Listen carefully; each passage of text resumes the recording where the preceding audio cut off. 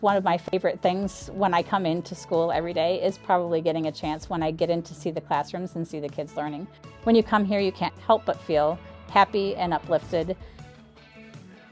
When I first came here, I just was talking with the teachers about kind of what we wanted our place to look like, and we landed on more having that blended model. And a blended classroom is a classroom that is a gen ed classroom primarily, but it services kids that are special education students, along with students that are typically developing, because now we have about a third of our population that's tuition-based that pays to come to Madison. And then we also have about a third of students that are at-risk students, and then special education students all blended together in the same classroom.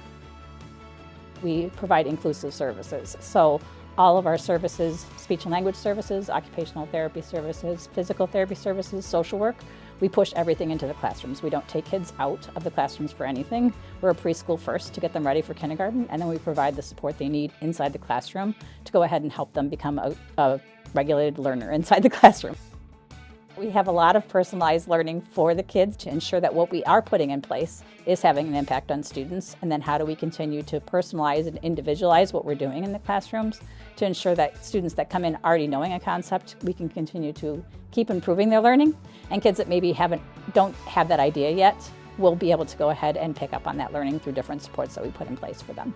So we have core communication boards that are up inside the classrooms. It's just a visual support board of the 80 most frequently used words in language, so that we can go ahead and help all kinds of kids that could be either a second language learner, or they could be a special education learner, or they could just be a little bit shy in the classroom. Sometimes that helps them to have a visual to help spur on that communication at the same time as well.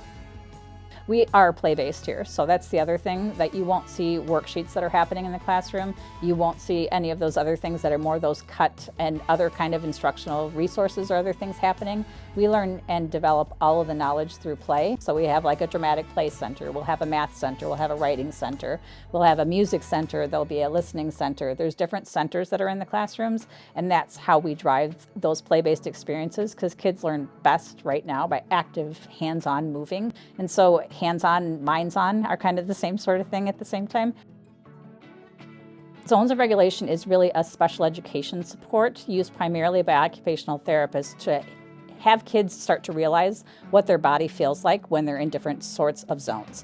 So there's 4 different zones in zones of regulation. There's a red zone, a yellow zone, a green zone, and a blue zone. We talk about all the different emotions, the different faces that could be inside of the red zone. If somebody's in the red zone, it means that they're either really revved up and they're having a hard time controlling their body, they're angry, they're frustrated, they're mad. Those are all emotions that we want kids to be able to identify, but we also want to go ahead and provide them with strategies to go ahead and get them back into that green zone at the same time too. We also have calm corners. So we teach the kids about, like, if you need to take a break at any time, sometimes everybody just needs a break, and it's not for punishment. It's just because sometimes you may need a break from what's going on. You may be feeling overstimulated, you may be feeling sad. We talk about that calm corner that's there is a place where they can go to. That's a comfortable, cozy area in the classroom. We go ahead and really try to provide all those foundational needs to show that emotions are important, that there's a range of different emotions that everybody can have, and it's okay.